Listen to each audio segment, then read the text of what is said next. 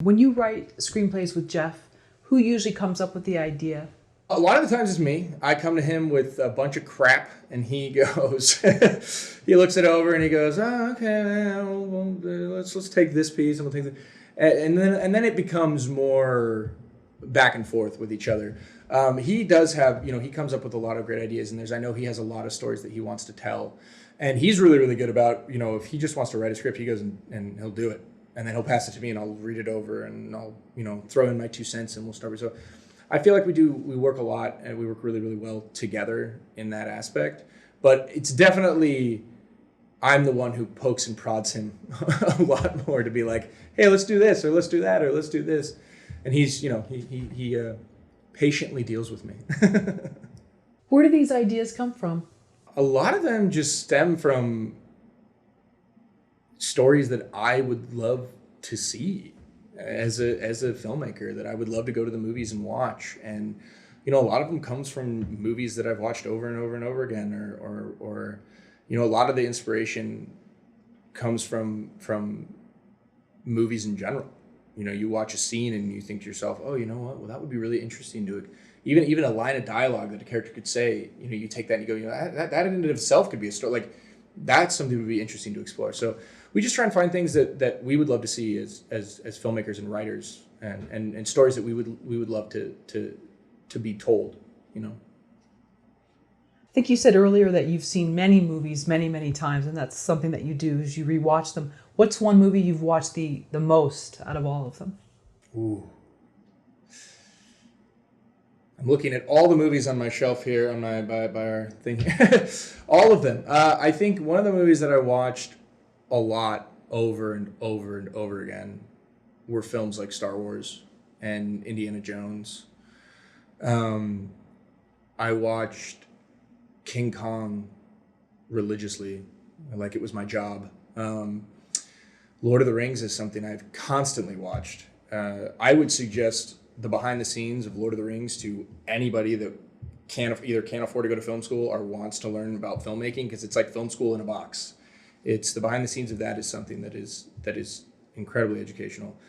But yeah, I think a lot of those films I would study and watch over and over and over again. And I would say King Kong is probably the one that I've seen at least 50 times a year.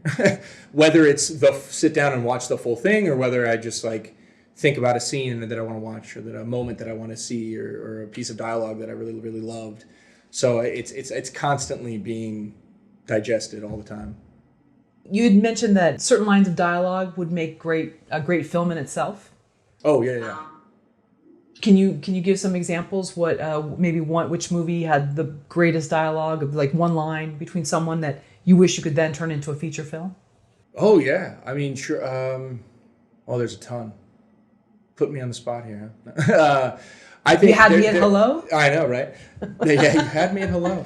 There's actually a really interesting old Canadian movie. I say old. It was about the late 90s. And it was called When Good Ghouls Go Bad. And it stars Christopher Lloyd, who is one of the most amazing actors. Everybody knows him as Doc Brown in Back to the Future, but a lot of his stuff, his serious work and his comedic work is just fantastic. So, but he has a line where he's speaking to his son, and his son basically says, you used to be this go-getter. You used to be, and the town is dealing with the death of this kid who he got stuck in this like kiln overnight. And so the town sort of deals with that heavy weight. And the dad basically says, you used to be happy. You used to be a go-getter. You used to build things and make things and help people. And Christopher Lloyd says, yeah, and I built the kiln that kid died in. And it's one of those moments in that movie where, he didn't need to say that. That didn't need to be a part of the movie, but it was.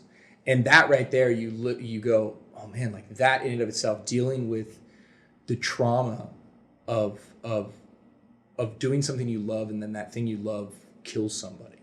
That in and of itself could be an incredible story. So yeah, there's a lot of things in movies, and I try my best to write them down when I feel them and I see them and I hear them. But that would definitely be an example of something that has inspired me. Yeah, I love Christopher Lloyd. I mean, Taxi was one of my favorite shows growing up. Amazing. So. He was great. He's an incredibly underrated actor. I don't want to say he's underrated because I feel like he's not underrated, but a lot of the stuff he does has gone unseen by a lot of people. Mm-hmm. And he's phenomenal.